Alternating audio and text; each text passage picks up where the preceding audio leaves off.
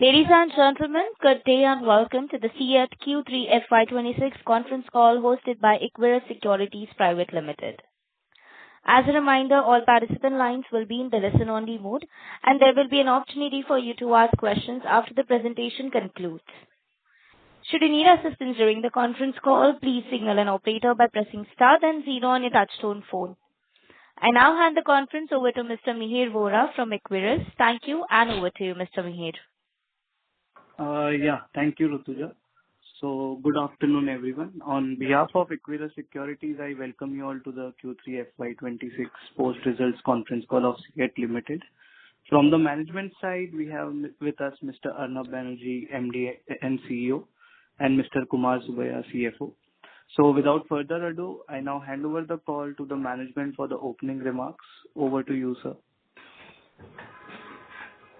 Good afternoon, everybody, and Happy New Year to you and all your near and dear ones. Welcome to Ceat's Q3 26 earnings call. I will be taking you through the business updates for the quarter, and then I shall hand over to Kumar for his remarks on financial performance, post which we will take all the questions. The Indian tire market delivered an upbeat finish to the calendar year 2025, supported by GST revision, which has improved affordability and overall consumer sentiment.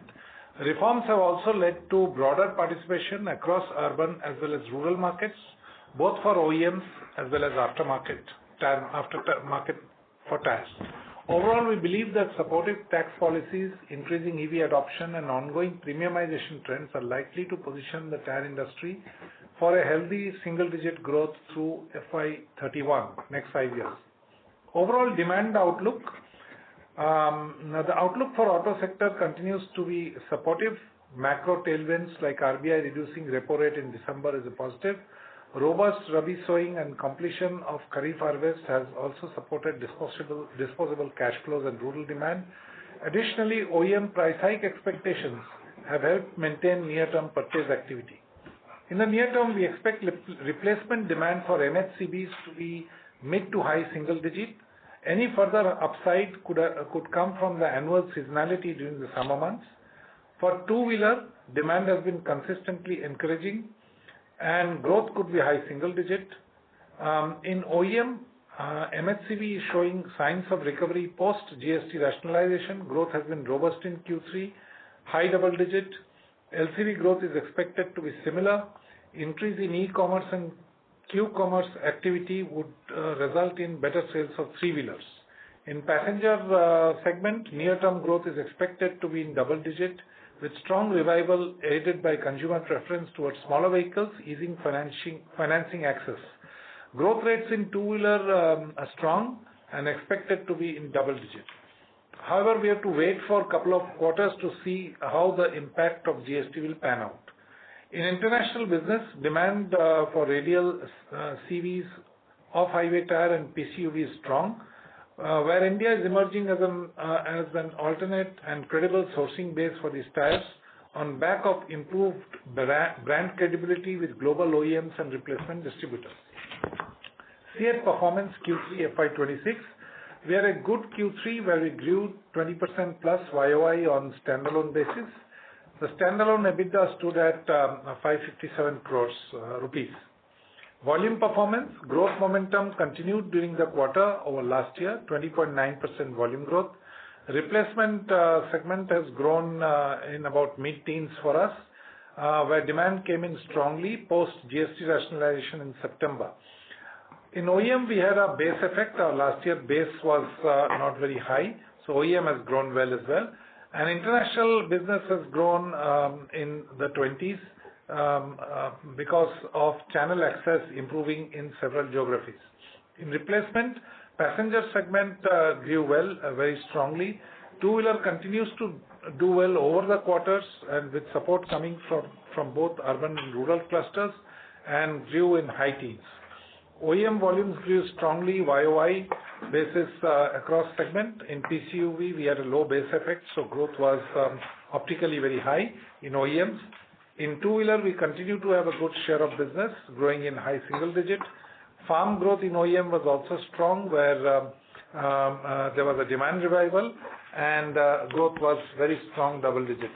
Truck and bus radials also saw a very strong double-digit growth. In international business, we saw growth across segments, passenger car tires and 2-3-wheelers, as well as in farm. In US, tariff headwinds persisted, preventing us from growing faster. We have been making steady improvements across all segments and categories. In replacement market, our share of business was positive across truck bus radial, across the motorcycle, and there was some marginal drop in share in scooter and in passenger, which is much less than 1%. In OEMs, our share grew across the passenger truck. In international business, share of exports grew across all categories. Coming to margins, our Q3 standalone gross margin witnessed a contraction of about 109 basis points QOQ. This was primarily driven by increased input cost from appreciated USD. We expect commodity prices to be benign and maybe a mild increase in Q4, which gives us an opportunity to achieve a consistent margin profile over time. Our standalone EBITDA stood at 14.1%. Standalone net profit was 191.6 crore, which accounted for the effect of provisioning related to compliance with new labor codes. Coming to Camso, the business transition is progressing smoothly with key sales hiring completed and plant operations running steadily. On the sales front, the Ceat team is currently taking over direct customer relationships from Michelin. Majority of existing customers have approved the business transfer, ensuring uninterrupted continuity of operation. A further ramp-up of operation for the current 50% utilization is expected to take another a few quarters post adequate changes in the marketing mix. Camso P&L has experienced some one-time transition cost, which will not recur Q4 onwards.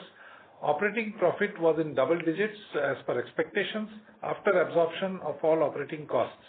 It will take 3 to 5 quarters more to control the entire value chain at the purchasing end and the sales end and exit transition. Margin profiles will keep improving and volume traction shall increase also. Commenting on the other trends, future trends, electrification, international business, premiumization, and digital and AI. During Q3 on electrification, Ceat consolidated its leadership with 30% plus share in OEM PCUV EV segment, and it maintained the two-wheeler EV share at about 20%. We continue to invest in products in these two categories, and we continue to get approvals for new OEM vehicles.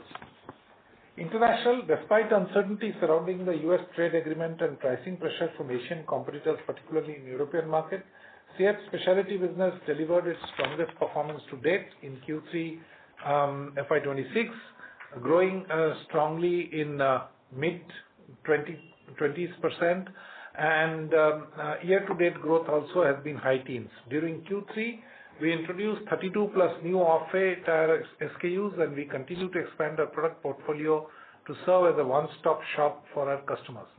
In non-specialty, we clocked high 20s growth on YOY basis in the overall non-specialty business, with strong growth coming up in passenger segment as well as in truck bus radial. Europe has been a strong geography for us, along with LATAM and Africa.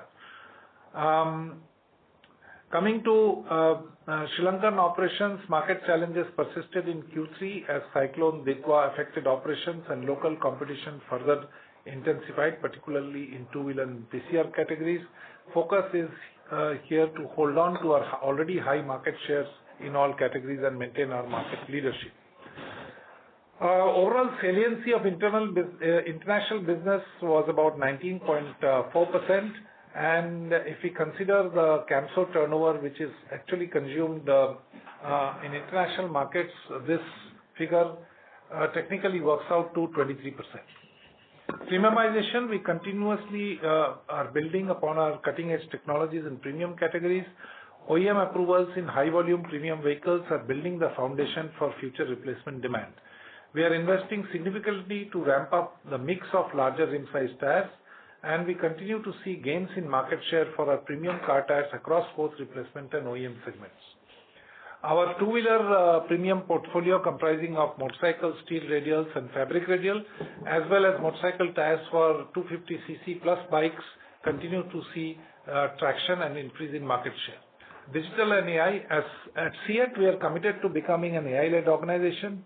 To achieve this, we are planning to embark on a centralized data lake initiative that brings all enterprise data into one place, providing a solid foundation for AI-driven use cases across the value chain. Additionally, we are preparing to migrate to SAP RISE, which will enable next-generation AI capabilities and help achieve cost efficiency while unlocking advanced analytics and automation. To amplify this transformation, we are automating our entire budgeting process using AI/ML. During Q3, organic traffic at our website increased 12%, while premium tire sales through leads grew 64% over the same period.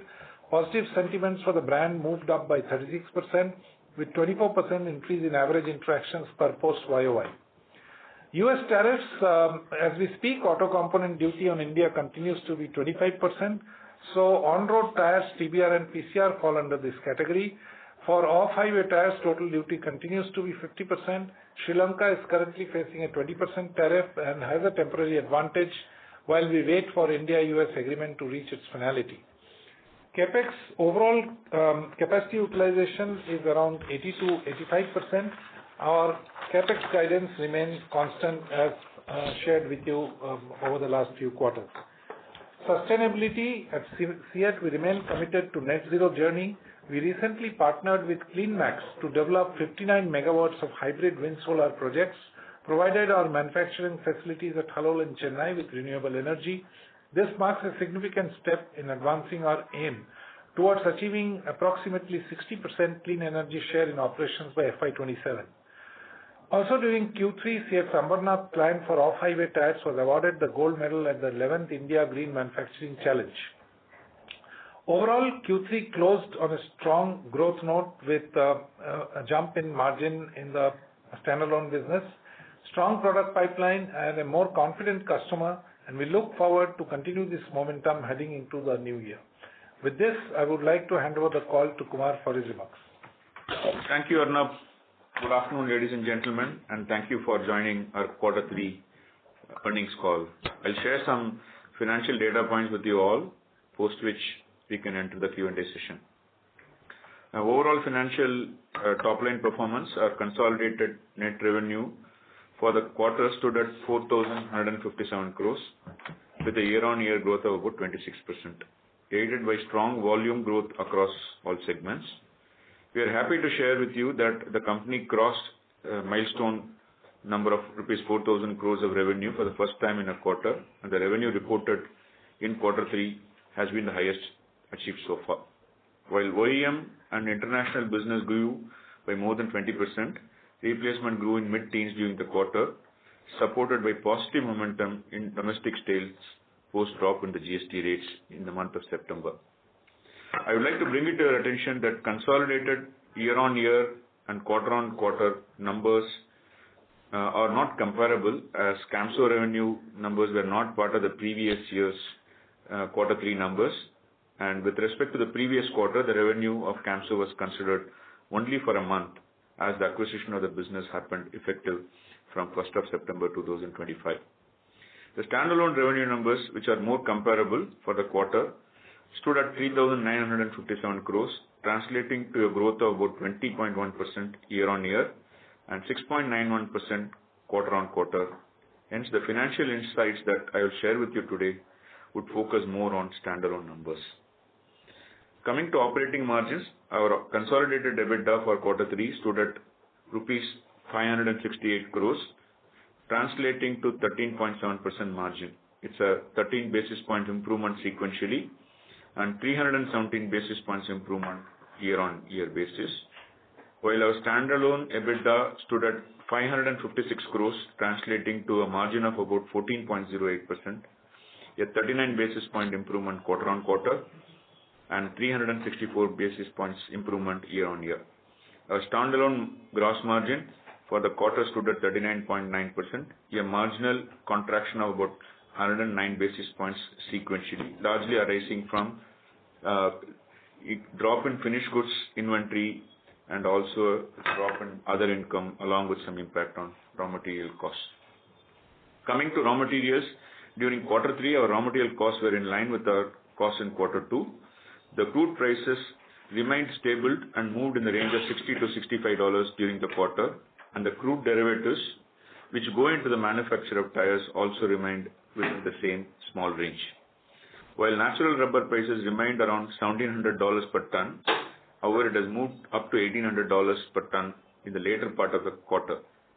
Considering our raw material costs are based on a combination of imports and local material prices with linkage to import parity, the depreciation of rupee from around 87 to $1 in the beginning of the quarter to around 91 to $1 now would have some impact on our costs going forward.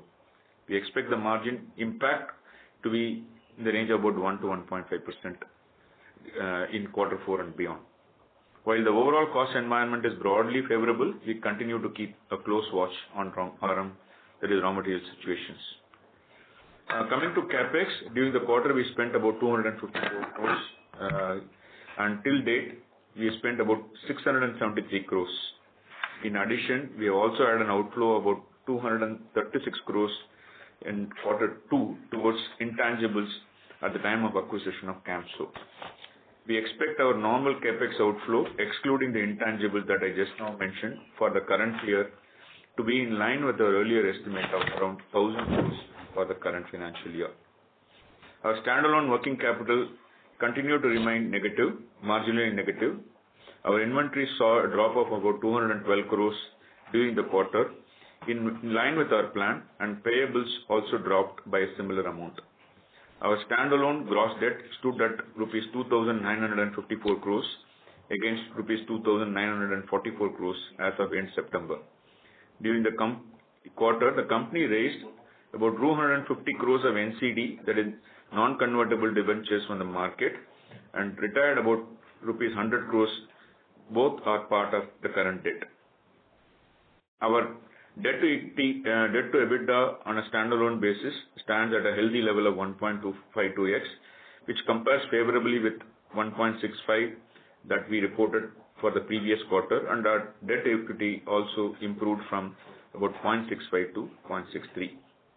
Coming to operational expenses, the standalone employee costs during the quarter moved up from rupees 244 crores in quarter 2 to rupees 252 crores. The marginal increase is largely on account of higher level of operational activities.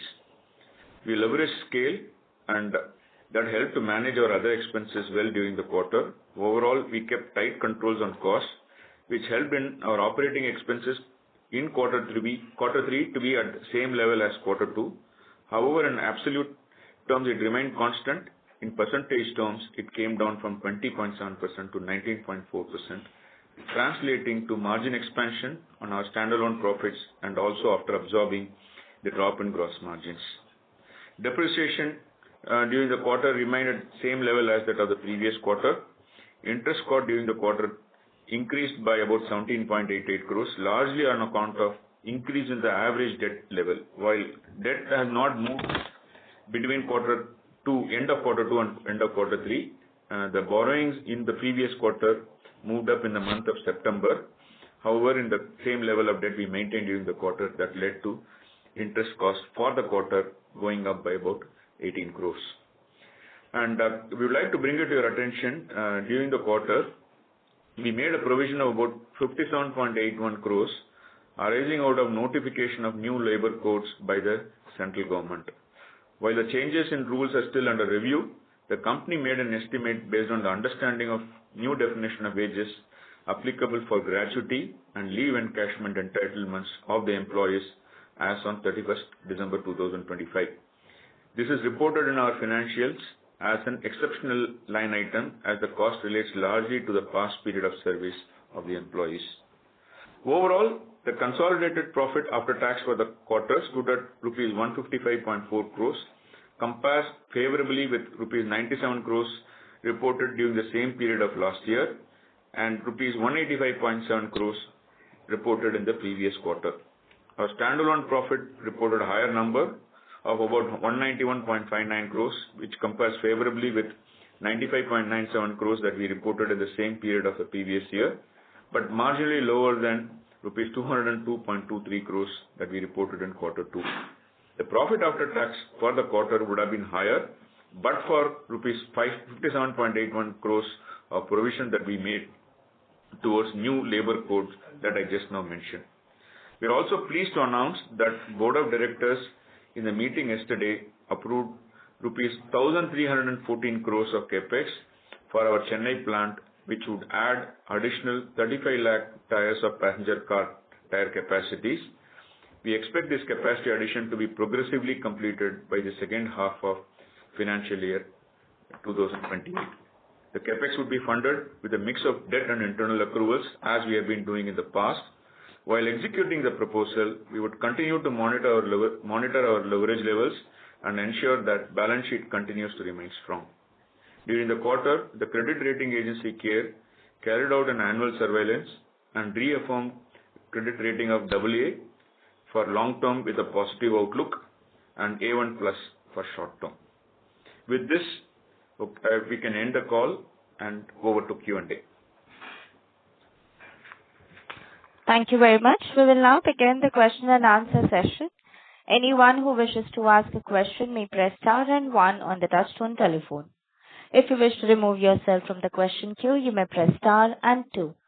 Participants are requested to use handsets while asking a question. Ladies and gentlemen, we will wait for a moment while the question queue assembles.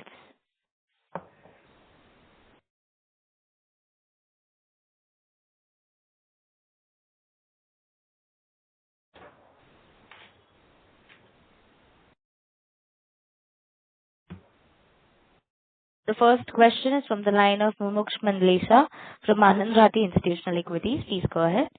Yeah, thank you, sir, for the opportunity and congrats on the good growth during the quarter. So, firstly to Kumar, sir, so you said here going ahead there could be a 100 to 150 bps kind of impact on the raw material increase due to natural rubber prices going up and INR depreciation. Is it right, sir? Is that right? Got it. It could come in coming 2-3 quarters, right, sir? Yeah, see, look, largely, we have visibility and cover in advance. Okay, but going into the future, considering the rupee has depreciated and little bit of movement in the prices of natural rubber, particularly international rubber, it could come in due course of time. Got it, sir. And sir, on the labor code impact, so this 58 crore was mainly for the past period. So anything from the Q3 and going ahead, how much one should factor the impact, sir? See, this is predominantly on account of change in the definition of wages. Okay, and earlier you are aware that gratuity and leave encashment entitlements were calculated on basic salary. So with the revision in the definition of wages, it's mostly relating to the past period, but for the future there will be an impact. Okay, our estimate is for a quarter is coming to very small numbers, so it's not very significant going into the future. There is an impact. There is an impact in terms of incremental provision, but the impact is small.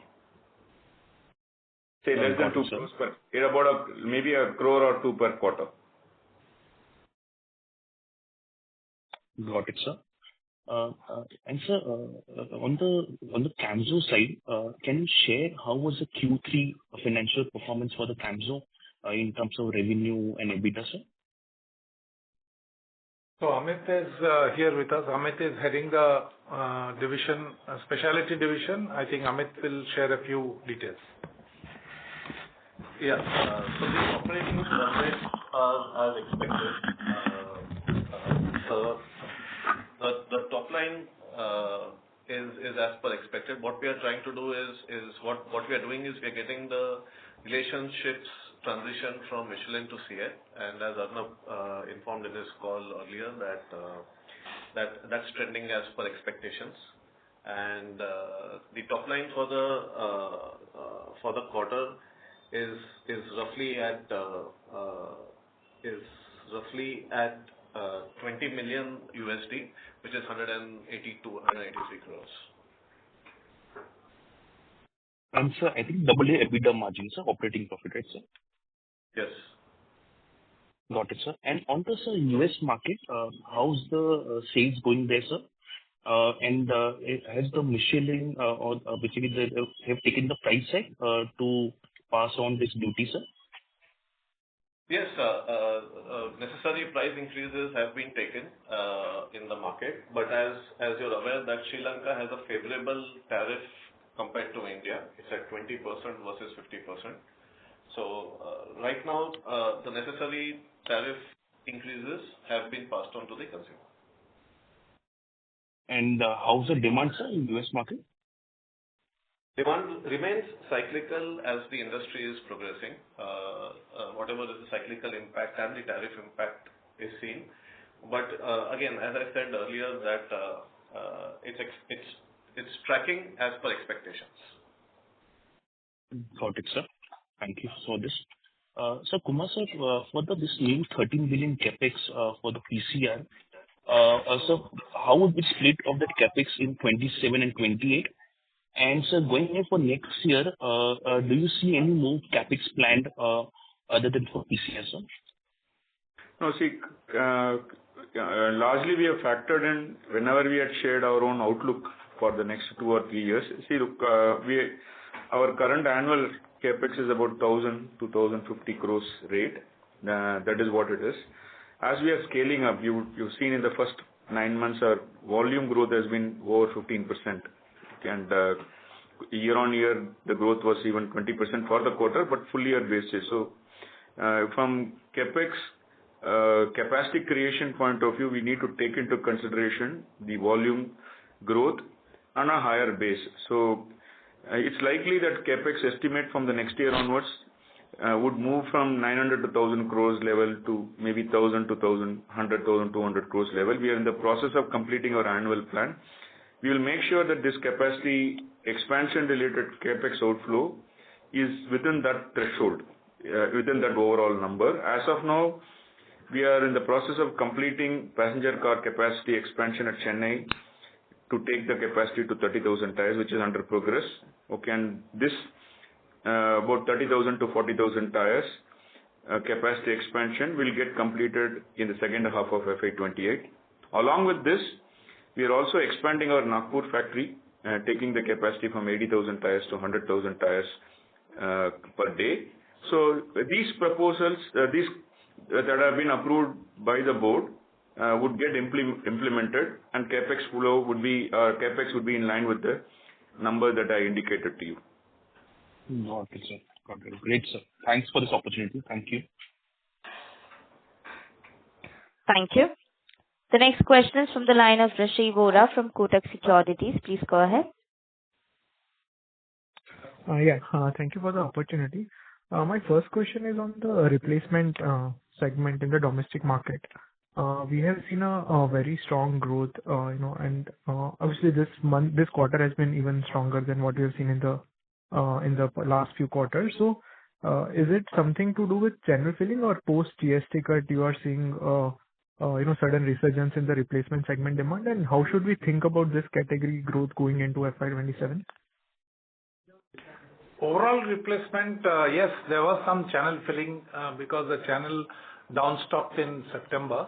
But the growth is much more than channel filling. There is a genuine improvement in sentiment, especially for farm and two-wheeler tires, but also witnessed in the other categories, which is passenger car tires and in truck bus radials. How long this will last, whether this is just a pent-up demand coming through, we will know after a couple of quarters, but my view is that there will be a positive impact on demand overall and replacement. So at least for 27, should we expect at least high single-digit growth to sustain? I think so. We can expect high single-digit growth in replacement through FY27. Understood.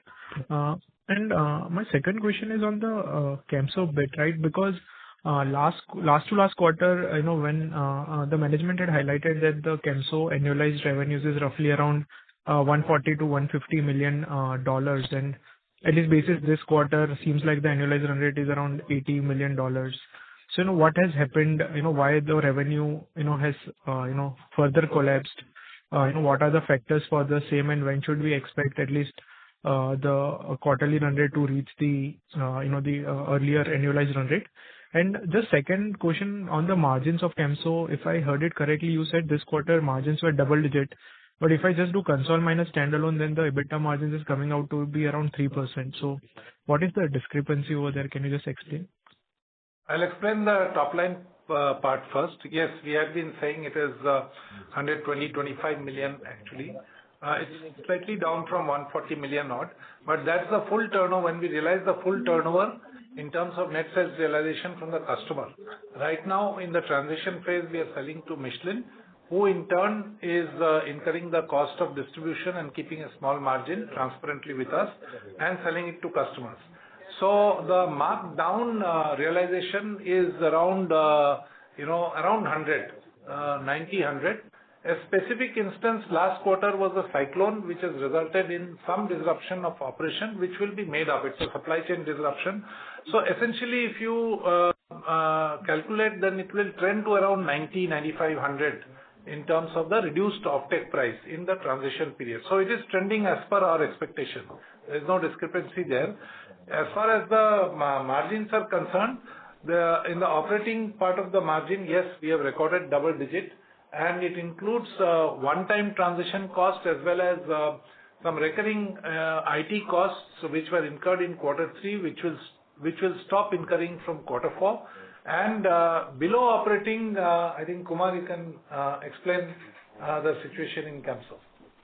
Okay, I think your question was on the operating margin side. Okay, yeah. So from that point of view, we have two line items. One is that normal operating margin. That is what Amit mentioned to you on the double digits, which is what we realized.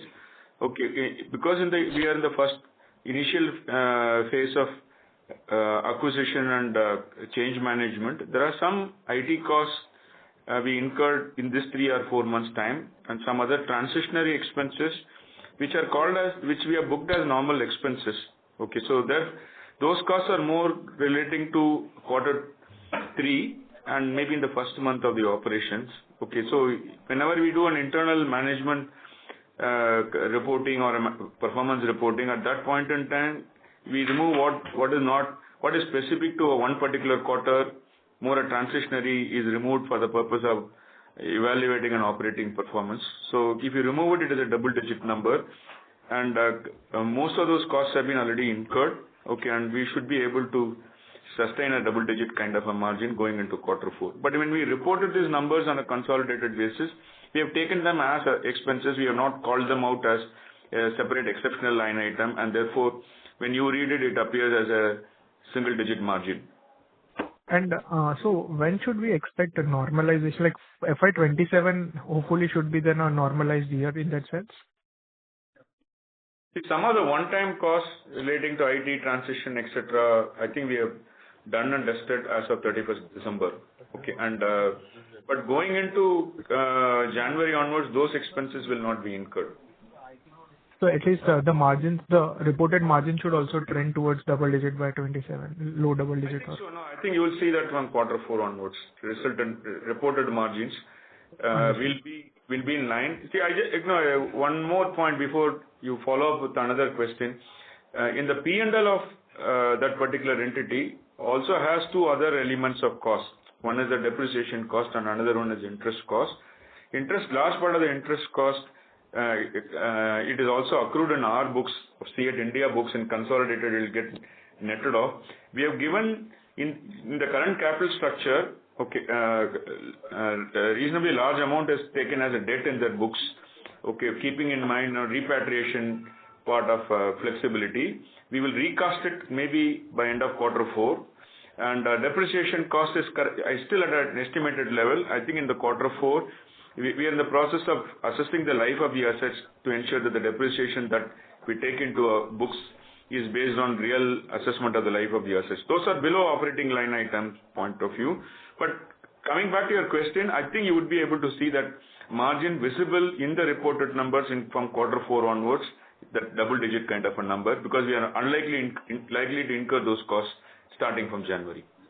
Understood. And when would this complete transfer from Michelin take place? So, like today, you said that there is a markdown which happened. So, when should we expect that business transfer to happen? So that transfer is at two ends. So one is the customer transfer and one is the raw material purchase that we do. So the raw material purchase that we do will stop when we erect our mixer and calendar, which will take another 3 to 5 quarters to completely come to us. On the front end, customer transfer has started. We have already started looking at a few customers. In this quarter, it will accelerate in quarter 4, and maybe by quarter 1, quarter 2, we should be done with it. So then realization should normalize by second quarter next year. From the front end, it will do faster. Yeah, you're right. Correct. Understood. Understood. Thank you so much, sir. All the best. Thank you. The next question is from the line of Mihir Vora from Equirus Securities. Please go ahead. Yeah, thank you for taking my question. So, sir, my question is a bit clarificatory in nature. So, in July, we had announced a capex of around 450 crore on the passenger car tires capacity in Chennai itself, which was roughly around 35% of the capacity then. So, that is roughly 24 lakh tires, assuming. So, now we have announced another 1,350 crore odd capex. So, is this including the 450 crores, or that is a separate one and this is something which is separate? No, this is independent of that. Okay, so what we announced in the month of July was taking our capacity to about 30,000 tires per day. Okay, so and that is under implementation. We hope to complete that execution in the coming financial year by quarter 3 or quarter 4 of coming financial year. This 30,000 tires to 40,000 tires is over and above that, okay, which will get completed maybe a year later. Right. And sir, so basically when we do the back of the envelope calculation here, the cost, the ton per day cost, the capex cost per TPD comes out to be higher this time. So what has changed in the, in the capex here? Okay, see this translates to about 140 tons a day. Okay, and passenger car radial tires average weight is progressively going up. So therefore, we expect our incremental requirement to have a higher level of weight of the tires. We will have all the flexibility to produce more number of tires should the upstream capacity being higher and average weight of the tire being lower. Okay, and what we intend to do is that, so this, if you really look at the total capex and divided by the tonnage that I just now mentioned to you, it will be broadly in line with what we have incurred so far. All right. Okay. And sir, just a follow up on this, like our capacity expansion in the PCR category has been quite strong compared to our peers. So, what steps in terms of even, in terms of market, in terms of pricing would we be taking, like to utilize this capacity and, basically what growth are we expecting here? Because the industry would be growing at say 6 to 7% in terms of OEMs, but our capacity expansion has been in a strong double digit. Yeah, so we are looking at growth in all three verticals. International is growing strongly as we keep consolidating our market share in several countries where we play, Latin, Europe, and the US is yet to play out. So we are experiencing strong growth. In domestic OEM, as I mentioned, we had exited several vehicles over the last 2-3 years, so our base was low last year. We are getting entries in several vehicles, high volume vehicles from across OEMs, including some EVs. So that growth is coming up, and most of that growth is coming in the OEMs in the higher rim sizes. So when that happens, the average tire weight, as Kumar explained, goes up. And therefore, in terms of tonnage, we need higher capacity. In terms of numbers, of course, we need higher capacity. We think we have some headroom to grow our share in OEM even now, much as we are growing in this year over a low base of last year. Coming to replacement, we are at the third rank now, behind two more players. And there is a gap of about 3.5% to 4% between us and the market leader. So in the next 3 to 4 years, we expect to bridge this gap over a period of this time, and our ambition is to definitely go for market leadership in this segment. We have been doing well. The premiumization journey is going well. In terms of pricing, we are actually introducing many higher technology tires, such as the foam tire, which is the calm tire, the ZR rated tire, the run flat tire, and trying to take the average realizations up in this category. The selling price of the dealer to the consumer is also trending up, and over a period of time with volumes, the margin profile should actually improve. Right. Okay, sir. Okay. That answers my question. Thank you. Thank you. Participants who wishes to ask a question may press star and 1. The next question is from the line of Vijay Pandey from Nuvama Wealth. Please go ahead. Hi, sir. Thank you for taking my question. A couple of questions, sir. So when you say double-digit EBITDA margin for Camso, is it like, should we expect it to be around 10-12%, or is it high teens, or more than 50%? Because Camso in general, when we will have the full business, that will be at around 20% EBITDA margin, right? Yes. So when we said in quarter 3, what was it? It was just about teens, low teens. Without any improvement, too much improvement in the business traction, which is the volume traction, after the one-time costs, etc., are removed, gradually it will trend towards mid-teens. And we did talk about 20% and above. That will come when we take complete control of customers as well as the material supply at the back end, and we start improving the capacity utilization of the factory, which is currently standing at 50%. When the volume traction comes, yes, it should move up from mid-teens to around 20%. Okay. And sir, now in terms of coming to the domestic market, how are you seeing the growth in the fourth quarter for all the segments, especially on the replacement side? If you can just briefly help us map the growth. Fourth quarter seasonally is a mixed quarter. January is usually low because of winter in north and east. I'm talking of replacement. Whereas March is usually high because of the onset of summer. So it's a mixed quarter, Jan, Feb, March, usually. However, we have the positive impetus due to the GST reduction. The growth has been pretty good in the month in quarter 3. We have to see if it sustains. If it sustains, we'll have a very good quarter again in Q4. Otherwise, it may moderate a little, but the net positive impact of GST will remain. And in terms of channel inventory, they are still at nominal level, or for the replay? Channel inventory has normalized completely. Okay. And lastly, sir, in terms of, just wanted to, just if you can clarify in terms of the components about the raw materials. So, because international rubber prices has increased, so how is the domestic rubber prices looking, and other components like carbon fiber and other oil derivative products? If you could just clarify those prices. Okay. See, local prices are in the range of 185 to 190 rupees per kg. Okay, so no major change in the last 3 months. It's been up and plus or minus in that range only. International prices have moved up by about $100 per ton. It's hovering about $1,810 per ton at this point in time. The impact of currency is there on the imports, so therefore there's a little bit of adverse impact. Carbon black prices are expected to be a little lower in the current quarter because the average crude level prices were lower in quarter 3. Generally, the previous quarter's movement of crude and the feedstock that goes into carbon black is called as CBFS remained little on the lower side. So therefore, that is where it is. Generally, we have one quarterly price for carbon black.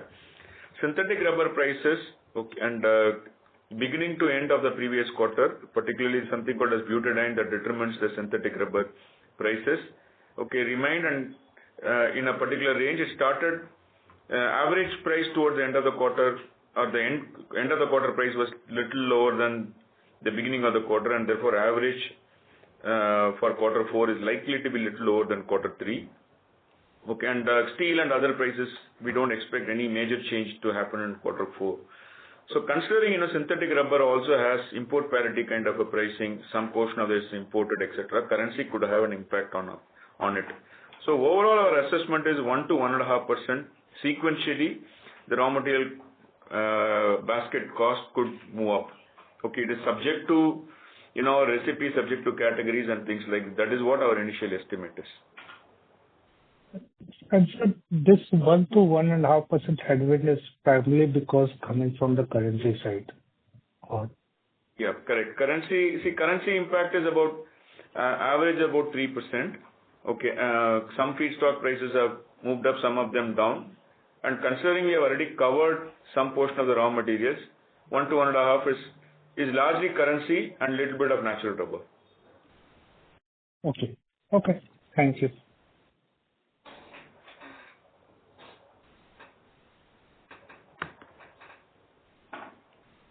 Thank you. The next question is from the line of Nitin from JM Financial. Please go ahead. Hi, thanks for the opportunity and congratulations on a good set of numbers. So my question is regarding the demand in the international market, especially for OHT and agri. So where do you see demand panning out for, say, next quarter or going into FY27? We have our big markets for agri remain Europe, Canada, South America, where we supply to some OEMs, as well as Australia, South Africa. So we continue to trend on these markets. From a tariff point of view, US, we have little exposure in the US, not significant. And so apart from US, all these markets that I mentioned are the markets that we shall continue to focus on for the agri business. Okay, so we can see stabilization and going like low single digit growth in those markets, those categories. Yes. Can we expect that? Okay. That's it from my side. Thank you. Thank you. The next question is from the line of Mitul Shah from PCAPL. Please go ahead. Yes, sir. Thank you for the opportunity and congratulations on overall strong performance. I'm sorry to interrupt you, Mr. Shah, but we are unable to hear you that clearly. Hello, am I audible? Yes, please go ahead. Thank you for the opportunity and congratulations on a strong performance. So my first question is on the replacement demand for the quarter.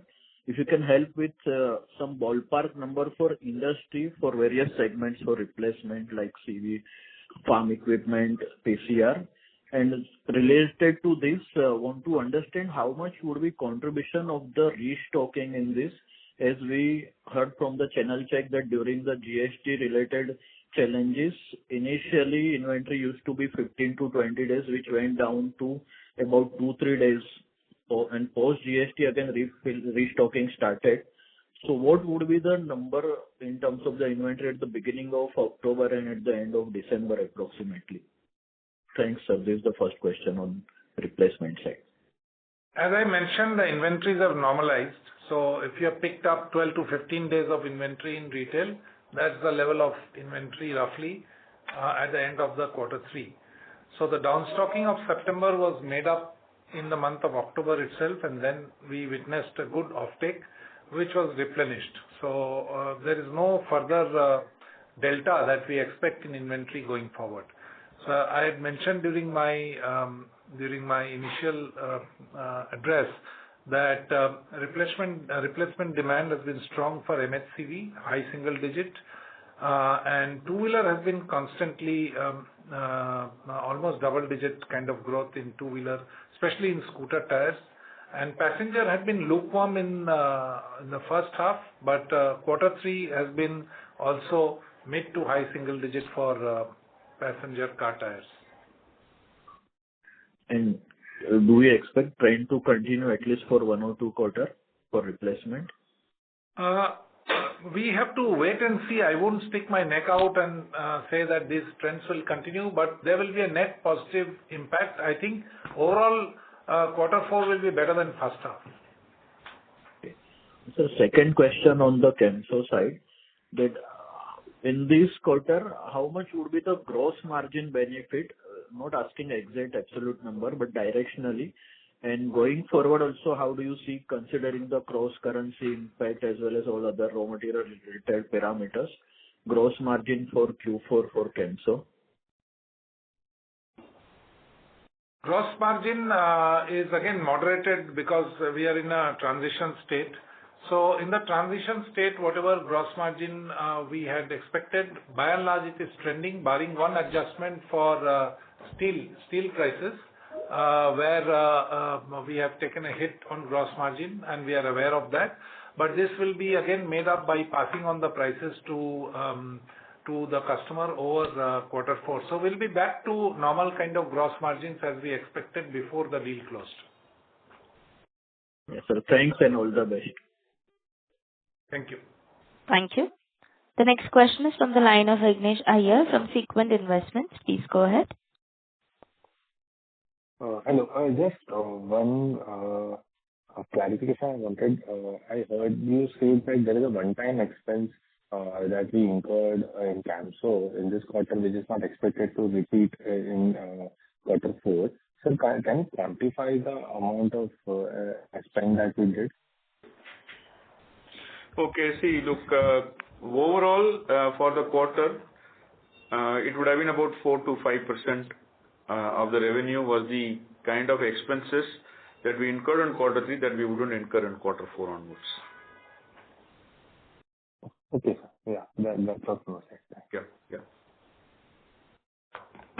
Thank you.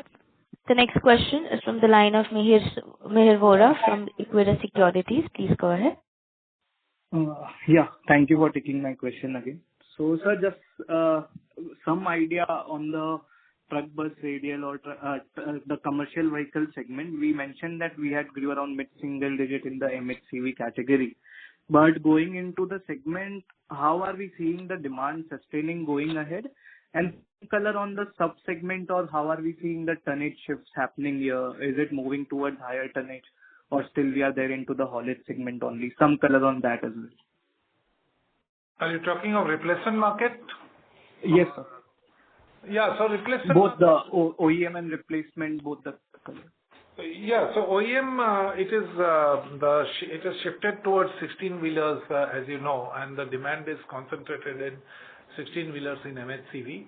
And there's a good demand from LCVs and small commercial vehicles also because of e-commerce and growth in quick commerce. So that segment is witnessing very strong growth as well, high double digit in fact, in OEM.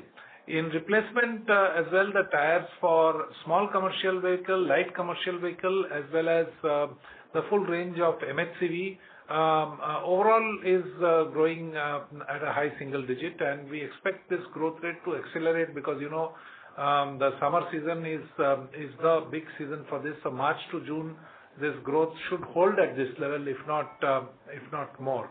So we expect this to grow, and MHCV had been very tepid in the first half in OEMs. It has come alive in quarter three, so it may moderate a little, but this cycle should last a few more quarters, maybe 2 to 3 quarters. Up to June definitely is what I think. Right, sir. And so basically on the replacement front also, now that because of GST we may see fleet utilization improving. So are we seeing that traction also on the ground, that trucks are coming in for replacing the tires or going ahead? What do we think there, specifically on the MHCV? Yeah, in replacement also we have seen some traction in the demand of tires in quarter three, which is usually a down quarter because of onset of winter, whereas we have seen traction in Q3 to be better than quarter two, so which is obviously because of the GST rate reduction. And how much this will sustain, we'll have to wait and see Q3 and Q4 and Q1. But as I mentioned, we should have a net positive effect vis-a-vis first half, that is before the GST decrease happened. All right. Okay, sir. Thank you. That's all from my side. Thank you. Ladies and gentlemen, as there are no further questions from the participants, I now hand the conference over to management for closing comments. Yeah. So thank you. Happy New Year once again. And this is the last quarter.